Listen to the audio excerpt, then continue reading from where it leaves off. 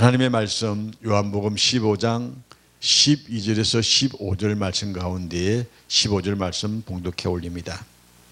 이제부터 너희를 종이라 하지 아니하리니 종은 주인이 하는 것을 알지 못함이라. 너희를 친구로 하였으니 내가 내 아버지께 들은 것을 다 너희에게 알게 하여 함이라. 나의 참된 친구란 제목의 말씀으로 함께 은혜를 나누고자 합니다.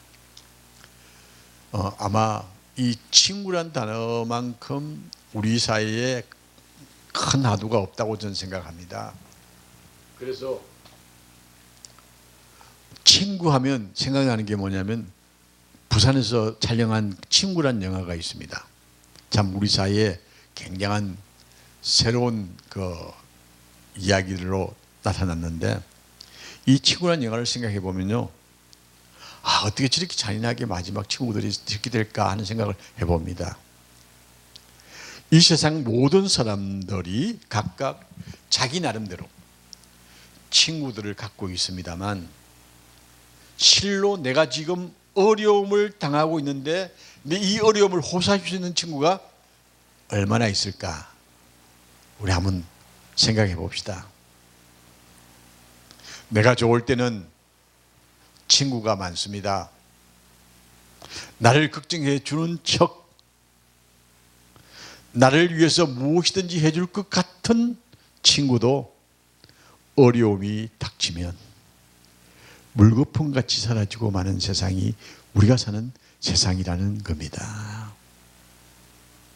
돈이 있을 때, 건세가 있을 때 주변에 친구하자고 몰려오는 사람들이 많습니다만, 돈이 떨어졌을 때, 건세가 옮겨갔을 때 내 옆에 있는 친구 과연 얼마나 될까요? 진짜 친구는요, 돈과 건세에 서식하는 기생충이 아니라는 사실입니다. 돈과 건세에 서식하는 기생충 얼마나 많은지요. 소크라테스가 작은 집을 지었습니다. 아는 사람들이 와서 집이 너무 적다고 평가할 때 소크라테스는 대답하기를, 이 작은 집이라 할지라도 참된 친구가 가득히 모일 수만 있다면 참 좋겠다라고 이야기를 했습니다. 한평생 영원히 믿을 수 있는 친구는 과연 얼마나 될까요? 오늘 본문 13절에 사람이 친구를 위해서 자기 목숨을 버리면 이에서 더 큰 사람이 없나니 너희가 나의 명한 대로 행하면 곧 나의 친구라 그랬습니다. 어제가 현충일이었죠. 현충일이 왜 6월 6일인지 아십니까? 사람들이 6월 6일이 왜 현충일인지 잘 모릅니다. 그런데 그 역사를 보면요, 참 슬픈 게 많이 있습니다. 그냥 지나가겠습니다만, 현충일은 나라와 민족을 위해서 목숨을 바친 사람들이 우리 주변에 이름도 없이 빛도 없이 헌신했다는 사실입니다.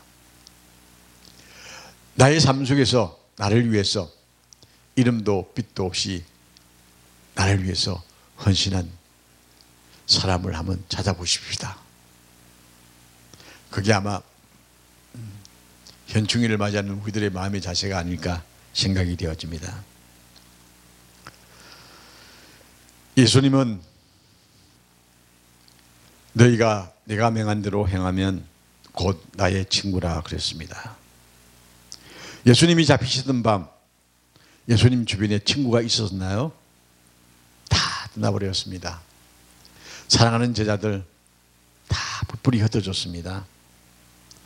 영원히 떠나지 않겠다고 장담했던 베드로도 예수님을 부인하고 떠나갔습니다. 유대인에게 있어서는 하나님은 좋은 하나님이었습니다. 하나님을 안다는 것은 부끄러움이 아닌 영광이었습니다. 모세는 신명기 3장에서 하나님을 만난 것을 영광으로 기뻐했습니다. 여호수아도 마찬가지입니다. 다윗도 마찬가지입니다. 바울도 야고보도 하나님의 종, 그리스도의 종이라고 말씀했었죠. 하나님은 아브라함을 나의 벗 아브라함이라고 이사야 45장에서 기록하고 있습니다. 옛날에 왕의 친구는요, 왕궁에 수시로 드나들 수 있는 사람이 왕의 친구였습니다.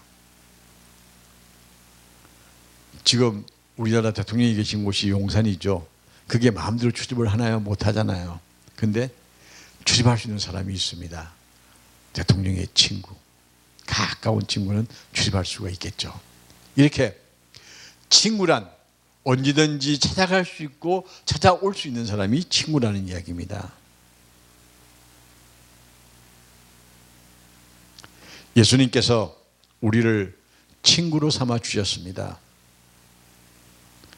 우리를 하나님의 나라를 무상으로 출입할 수 있도록 하나님께서 예수님을 통하여 우리에게 출입증을 주셨다는 사실입니다. 우리가 기도하는 거요, 장난으로 생각하지 마십시오. 하늘문을 여는 열쇠입니다. 기도하는 것은요, 하나님이 우리의 말을 들어주는 시간입니다. 이런 놀라운 축복을 우리가 받았습니다. 자, 여러분, 하나님 나라를 무상으로 출입하고 있나요? 없다고 하면 문제 있습니다. 늘 하늘나라의 출입이 가능한 패스가 있어야 됩니다. 출입증이 있어야 됩니다. 그게 뭘까요? 기도입니다. 우리는 하나님께서 주님을 통해서 무상 출입이 가능한 비표를 주셨다는 사실입니다. 자, 이걸 사용하지 않고 어디 숨겨놨다든가 어디 깊숙하게 넣어놨다든가 사용하지 않으면 그 비표는 소용이 없습니다. 우리가 하나님 나라를 왕래할 수 있는 비표를 가지고 있는데 그 비표를 여러분 섞이지 마시기를 부탁드립니다. 그 비표는 다름이 아니라 기도입니다. 기도로 하나님 나라를 무상으로 출입할 수 있는 우리 모두가 되기를 주의 이름으로 강력하게 축복합니다. 예수님은 우리의 친구요, 동력자로 삼아주시는 영광을 주셨습니다. 그 예수님이 우리를 위해서 자기의 목숨을 버리기까지 우리를 사랑하셨다고 고백하셨습니다. 오늘 본문에 참된 친구의 모습을 본이 되신 예수님, 현재와 내생까지 영원한 친구라고 우리에게 말씀해 주시는 주님이십니다. 여러분, 살다 보면요, 철석같이 믿었던 친구에게 배신당한 경험을 가지고 있는지 모르겠습니다만 이 배신당할 때 고통은 심히 말로 표현할 수가 없습니다. 믿을 만한 친구가 없어서 외롭습니까? 내가요, 다가가지 않으면 상대도 다가오지 않습니다. 친구를 만들 때 상대적 요소가 작동합니다. 그런데 거기에 진정이 들어가면, 진정한 마음이 들어가면 변하지 않는 친구로 작동할 수가 있다는 사실입니다. 부부관계도 그렇지 않습니까? 부부는요, 신뢰하지 못하면 부부가 아닙니다. 부부는 무천이라고 그러잖아요. 존수가 없어요. 그런데 이 존수가 없음에도 불구하고 자기 목숨보다 강하게 만드는 것이 뭐냐면 신뢰입니다. 믿음이 있을 때 서로가 하나가 되어지는 축복이 주어지죠. 자, 주님을 만나시면 영원한 친구가 되어주시겠다고 주님이 우리를 부르셨습니다. 거기에 무엇이 필요합니까? 믿음입니다. 신뢰가 있어야 합니다. 주님에 대한 믿음, 주님에 대한 신뢰, 이것이 없이는 주님의 사람이 될 수가 없다는 사실입니다.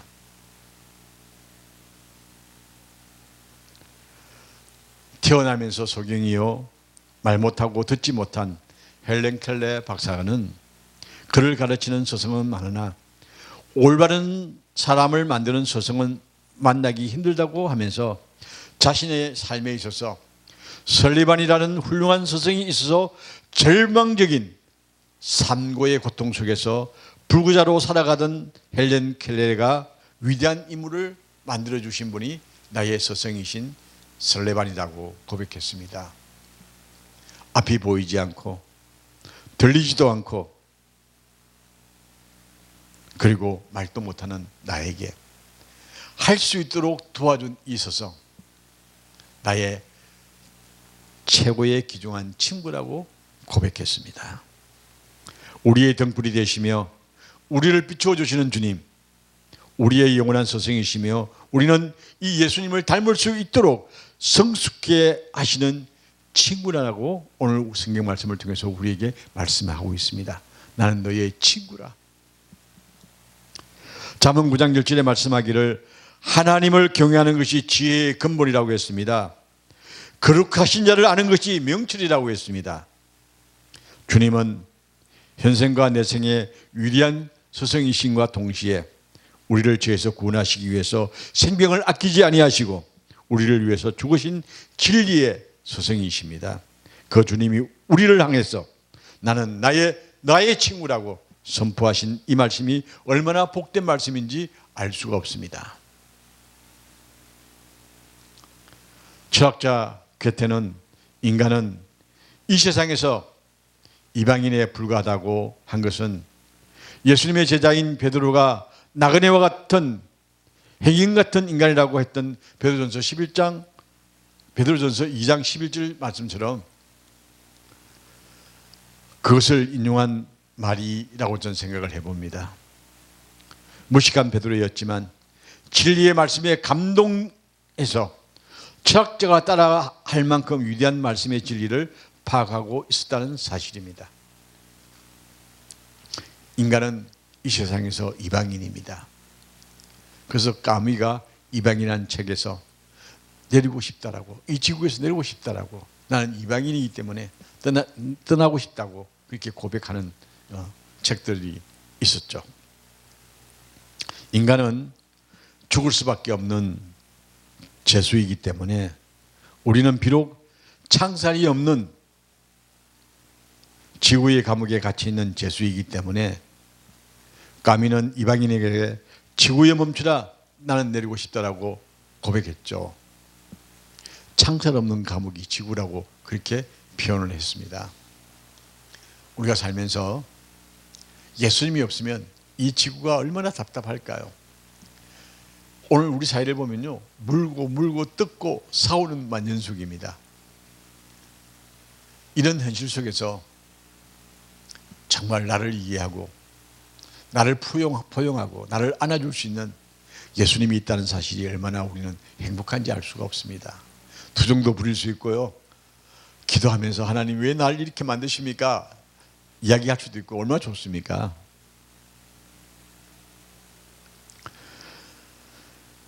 우리는 이미 사형선고를 받은 죽음을 면할 수 없는 사형수 인생이라는 사실입니다. 로마서 6장 23절 말씀했습니다. 죄의 삭은 사망이요 하나님의 은사는 그리스도 예수 우리 주 안에 있는 영생이라고 선포했습니다. 자, 우리는 영원한 생명을 얻었습니다. 그리스도 안에서 그 친구 되신 예수님께서 내 대신 죽어주심으로 우리는 다시 산 인생이 되어졌다는 사실입니다. 죄로 인해서 죽을 수밖에 없는 인생이 예수 그리스도의 피 흘리심을 통하여 사는 역사가 주어졌기에 나를 위해서 죽기까지 사랑하신 그 주님이 나의 가장 귀중한 친구라는 사실입니다. 현충일 우리가 맞이하면서 우리를 위하여 죽음을 불사했던 앞선 선배들의 삶 우리가 다시 돌아보면서 나를 위해서 죽어주신 그 예수님의 사랑을 다시 한번 상기해야겠습니다. 믿음은 우리의 과거와 현재와 미래를 송두리째 예수님께 맡기는 것으로 나의 의지와 생활은 나의 뜻대로 행하는 것이 아니라 하나님의 뜻과 하나님의 방법으로 따라가는 것을 의미합니다. 구원은 너무도 엄청난 대가를 치러야 하기 때문에 그 구원이 이루어지기까지 우리는 예수님의 사랑을 없이는 살아갈 수가 없다는 사실입니다. 구약의 법이 아니고 사랑의 방법으로 완성케 하시고자 예수님이 이 땅에 오셔서 대신 죽으심으로 구원의 은총을 우리에게 허락해 주셨습니다. 예수님은 희생의 스승과 동시에 또한 친구를 위해서 내어주시는 하나님의 사랑을 우리는 보게 되어집니다. 우리는 우리를 하는 사랑이 아니면 이룰 수가 없는 은혜가 바로 나는 너의 친구라고 하신 이 예수님의 말씀 속에 담겨져 있습니다. 하나님께서 그리스도로 말미암아 구원을 값없이 선물로 주시는 그 은혜가 아니면 우리는 평생 지불해도 다 할 수 없는 구속의 사건을 만날 수가 없습니다. 주님의 사랑으로 일어날 수 없는 일이 있다는 이 놀라운 일에 감사하며 우리의 참된 친구가 되시며 스승이며 구주이신 예수님을 찬양하는 마음으로 나는 너의 친구라고 하신 이 예수님의 음성에 응답하는 여러분과 제가 되어지기를 주의 이름으로 축원합니다.